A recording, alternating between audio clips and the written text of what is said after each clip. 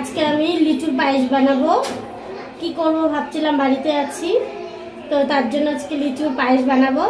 লিচুর পায়েস বানানোর জন্য লিচু নিয়েছি।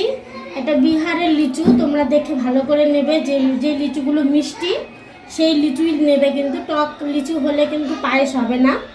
বিহারের লিচু এটা মিষ্টি, তার জন্য একটু আমি বাতাসা নিয়েছি। বাতাসা দিয়ে আজকে আমি পায়েস বানাবো। এখানে দেখো কিশমিশ, কাজু বাদাম, আলমন্ড আছে। এখানে এটা কিন্তু খোয়া ক্ষীর, ক্ষীর দিলে খুব ভালো হয়, টেস্ট হয়। চিনি, এলাচ, তেজপাতা, তার আমি দুধ বসিয়েছি।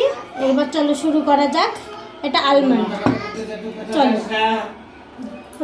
আমার পরে দিয়ে দিয়েছি। তার সঙ্গে তেজপাতা দিয়ে দিয়েছি, তাহলে সেন্ট ভালো হবে। এটা একটু আমি অনেকক্ষণ একটু নাড়বো, নেড়ে একটু ঘন করব। তারপরে আমি চিনি বাতাসা দেবো।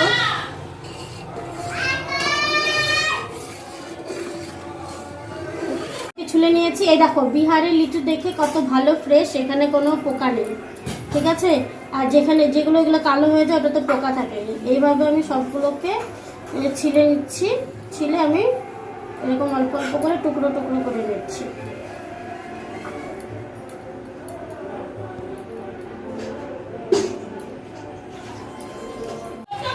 এখন আমি বাতাসাগুলো দিয়ে দেবো। আমি চিনিও দিয়ে দেবো। এখন আমি কাজু কিশমিশ, কাজু আলমন্ড দিয়ে দেবো। কিশমিশটা পরে দেবো।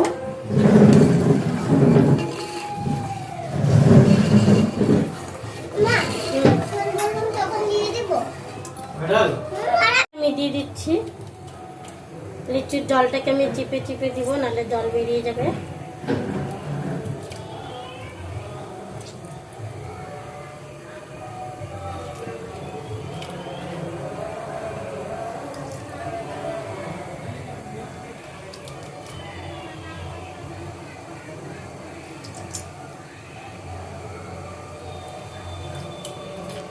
এটা দিয়ে আমি একটু জাল দেব।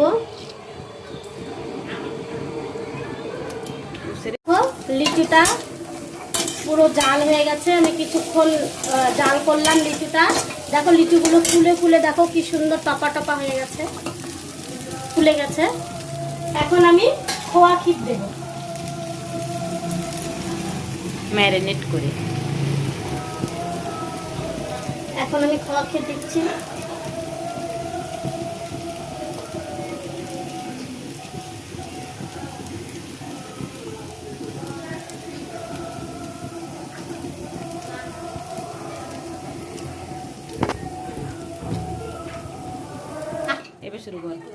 দেখো বন্ধুরা, এটাকে অনেক জাল করলাম, জাল করে করে ঘন হয়ে গেল। দেখো কি সুন্দর হয়েছে, অনেকটাই ঘন হয়েছে।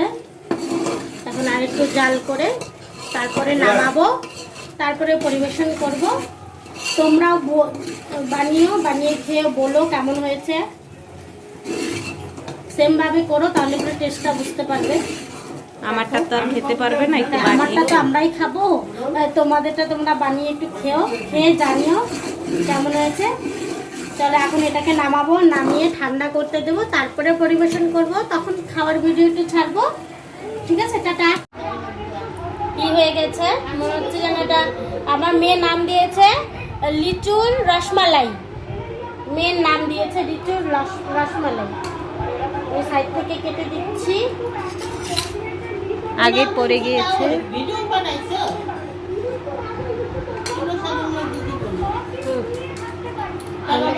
এবার টেস্ট করছে, টেস্ট করছে আমার দাদা। খেয়ে কেমন হয়েছে ও বলবে। ভালো হয়েছে, ও তো দিয়ে দিল ভালো হয়েছে বললো।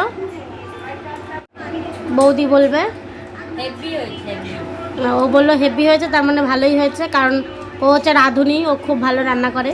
চলো আমরা তো টেস্ট করে নিয়েছি, খুব ভালো হয়েছে। তোমরাও বাড়িতে বানিয়ে খেয়ে বলো, আমাকে জানিও কেমন হয়েছে। আর এরকম ভিডিও দেখার জন্য আমাকে কমেন্ট করো, লাইক করো, শেয়ার করো। Thank you so much.